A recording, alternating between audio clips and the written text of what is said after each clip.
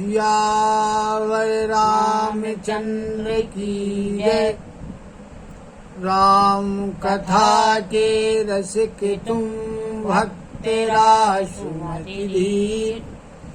आयुष्वासन करिए प्रभु तेज पुंज कपिवीर। लखन सिय रामचंद्र की जय। भगवान श्री रामचंद्र जी चित्रकूट से आगे बढ़े, जाकर के अत्रि और अनसुईया जी के आश्रम में पहुंचे। अत्रि मुनि ने भगवान का पूजन किया, उनकी वंदना की। माता अनसुईया ने सीता जी को शिक्षा प्रदान की और सती स्त्रियों के प्रकार बतलाए कि सती स्त्रियां जो होती हैं, पतिव्रता होती हैं, वह 4 प्रकार की होती है। इसको बताया। सीता जी को बड़ा सुख प्राप्त हुआ। उन्होंने अनसुईया जी के चरणों में प्रणाम किया। फिर भगवान राम अत्रि मुनि से बोले कि हे प्रभु, यदि आपकी आज्ञा हो तो हम दूसरे वन में जाएं और आप मेरे ऊपर सदा कृपा बनाए रखिएगा। मुनि अत्रि ने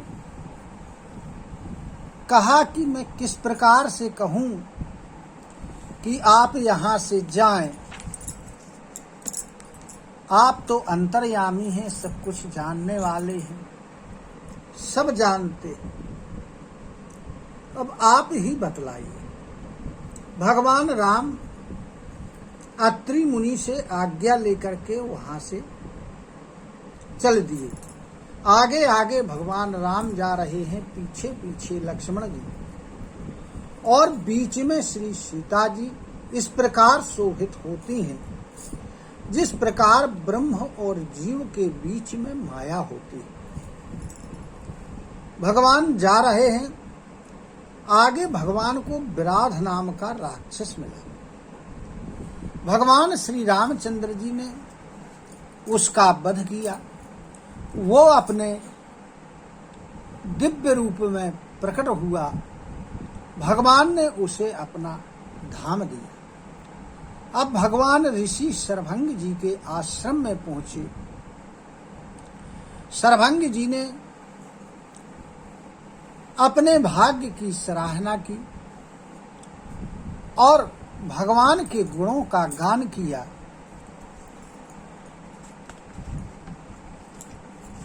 कि मैं आपके लिए रास्ता देखता रहता था। इस प्रकार ऋषि ने भगवान की वंदना की। शरभंग जी ने भगवान से कहा कि आप मेरे सामने रहें और मेरी मृत्यु हो जाए। शरभंग जी ने अपनी चिता बनाई और योग की अग्नि से अपने शरीर को जला डाला और भगवान के धाम वैकुंठ को चले गए। जो वहां ऋषियों का समूह था, उन्होंने शरभंग जी की गति को देख करके कहा कि ऐसी गति बड़ी दुर्लभ है। फिर श्री रामचंद्र जी शरभंग जी के आश्रम से आगे वन में चले। वहां के श्रेष्ठ मुनि उनके साथ हो लिए। आगे भगवान को हड्डियों का ढेर दिखा। उन्होंने ऋषि मुनियों से पूछा कि यह क्या है। उन्होंने कहा कि हे स्वामी, आप सर्वज्ञ हैं, अंतर्यामी हैं, आप अनजान की तरह पूछ रहे हैं। यह राक्षसों के दलों ने मुनियों को खाया है। यह मुनियों की हड्डियों का ढेर है। यह सुनते ही भगवान की आंखों में आंसू आ गए। उन्होंने प्रण किया कि मैं पृथ्वी को निश्चरों से रहित कर दूंगा। अब भगवान श्री रामचंद्र जी अगस्त मुनि के शिष्य थे सुतीक्षण। उनकी भगवान में बड़ी प्रीति थी। भगवान श्री रामचंद्र जी अपने भाई लक्ष्मण जी और सीता जी के साथ सुतीक्षण जी के आश्रम में पहुंचे। अब जब भगवान श्री रामचंद्र जी सुतीक्षण जी के आश्रम में पहुंचते हैं तो सुतीक्षण जी ने उन्हें सुंदर आसन बैठने के लिए दिया और उनके चरणों में प्रणाम किया। भगवान श्री रामचंद्र जी ने उन्हें उठा करके अपने हृदय से लगा लिया।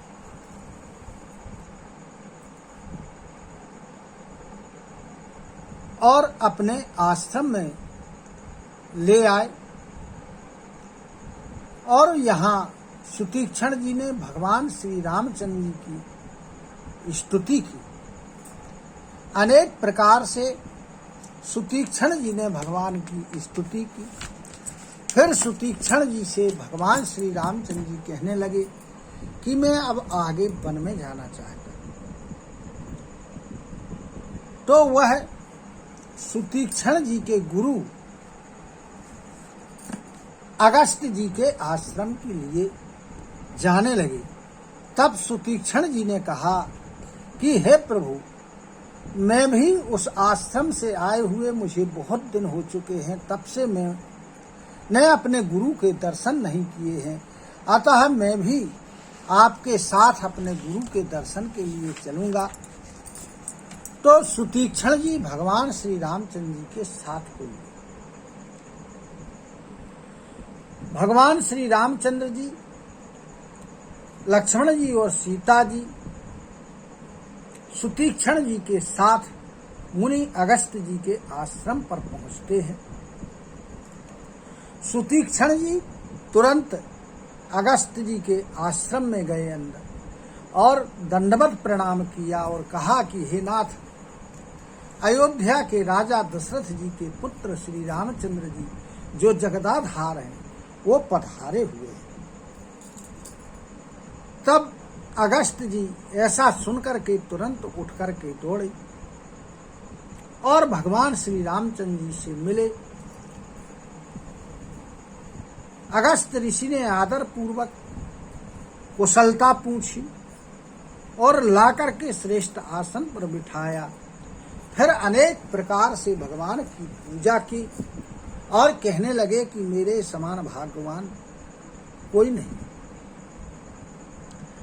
अब वहां जो ऋषि मुनि थे अगस्त जी के आश्रम के आसपास सब इकट्ठे हुए और बैठ गए और उनके सामने भगवान श्री रामचंद्र जी बैठे हुए हैं। सभी लोग भगवान के मुख की ओर एकटक देख रहे हैं।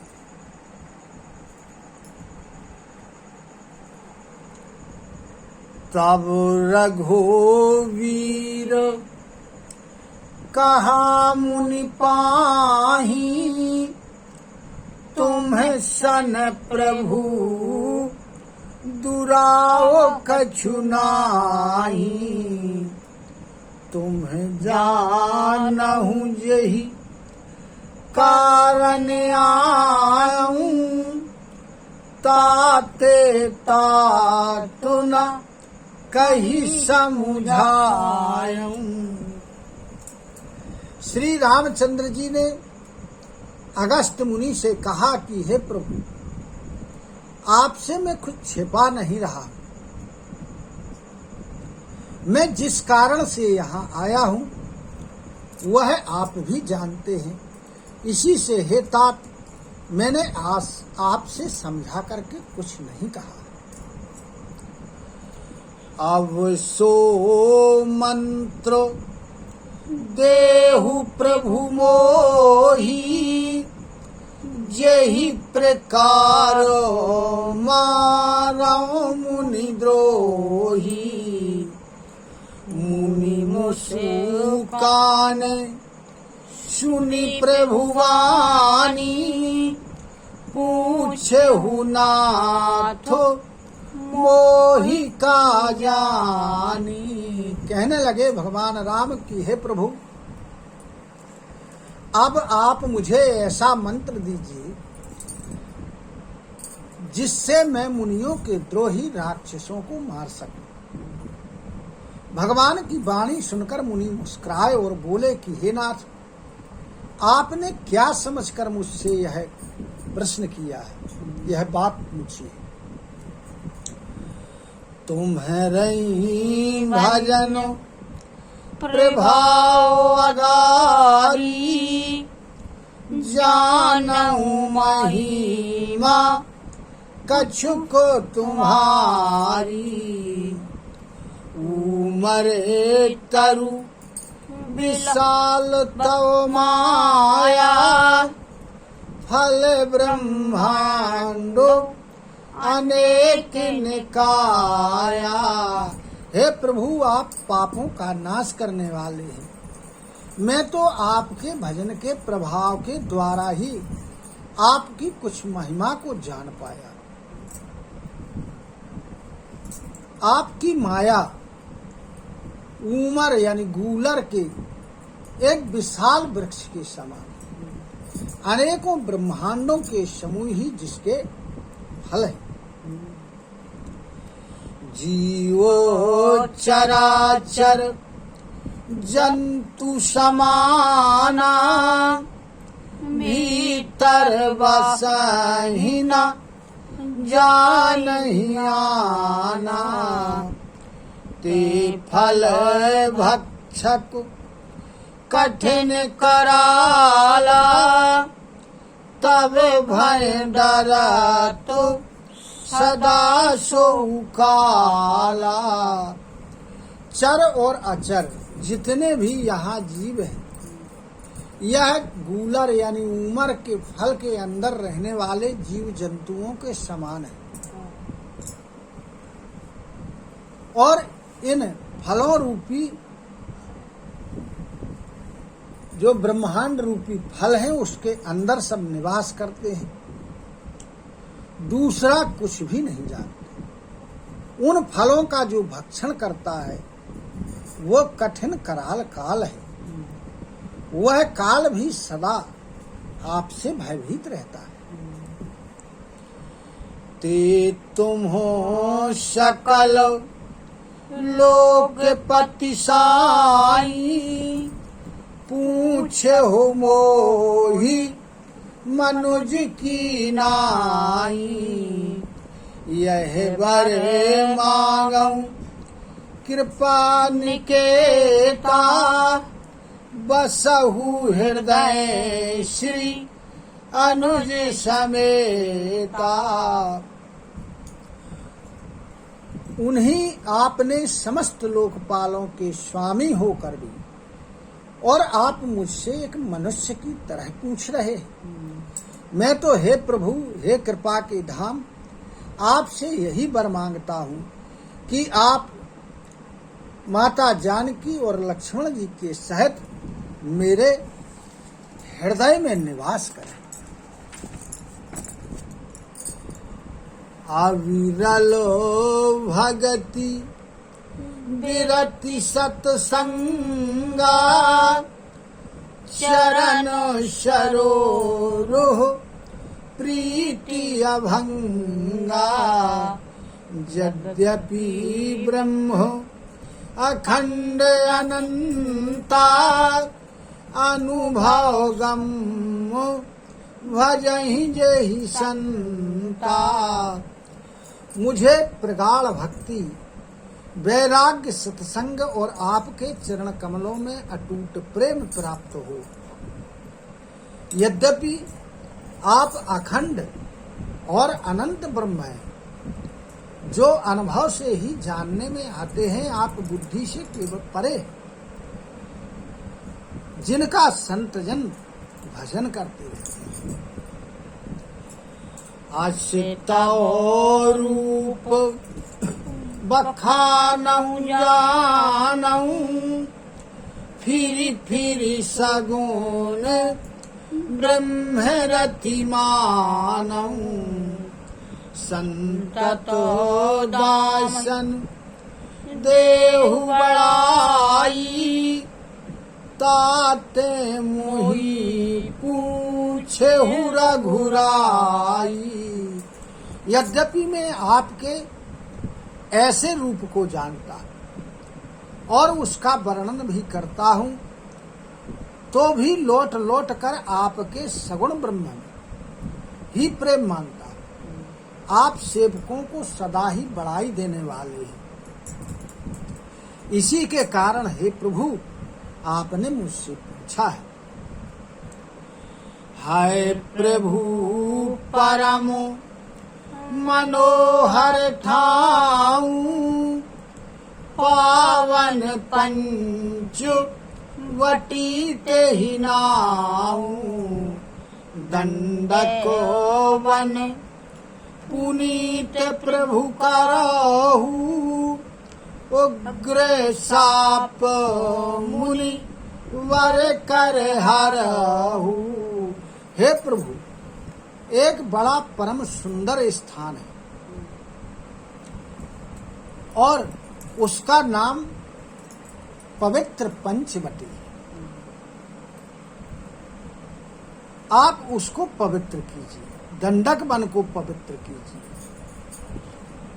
क्योंकि वहां श्रेष्ठ मुनि गौतम जी का श्राप है और उस कठोर श्राप का आप हरण करिए, उसको दूर करिए।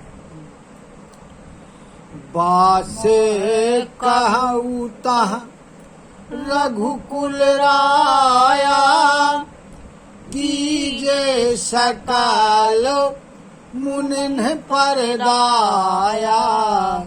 चले राम मुनि आय सुपाई, तुरत ही पंच वटी निहराई। हे रघुकुल के स्वामी, हे कृपा के समुद्र, दया के धाम, आप सभी मुनियों पर कृपा करिए और वहां निवास करिए। मुनि की आज्ञा को प्राप्त करके श्री रामचंद्र जी वहां से चल दिए और शीघ्र ही पंचवटी के पास पहुंच गए। गिरिराज से भेंट भई, बहुविधि प्रीति बढ़ाई। गोदावरी निकट प्रभु रहे, परम गृह छाई। लखन सिया रामचंद्र की जय। वहां भगवान श्री रामचंद्र जी की गिरिराज जटायु से भेंट हुई। उनके साथ बहुत प्रकार से प्रेम बढ़ाकर प्रभु श्री रामचंद्र जी गोदावरी नदी के निकट पर्णकुटी बनवा करके रहने लगे। बोलो सियावर रामचंद्र की जय। कथा विसर्जन होत है, सुनहु वीर हनुमान। जो जन यहाँ से आए हो, सोता करो बयान। सोता सब आश्रम गए, समूह गए कैलाश।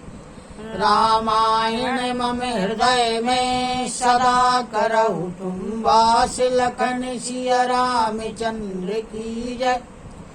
उमापति महादेव की जय। पवन सुत हनुमान की जय। गुरु गोविंद की जय हो। जय जय सीताराम, जय जय राधे श्याम। नमः पार्वती पते, हर हर हर महादेव। हरि शरणं हरि शरणं, हरि शरणं हरि शरणं, हरि शरणं हरि शरणं, हरि शरणं हरि शरणं।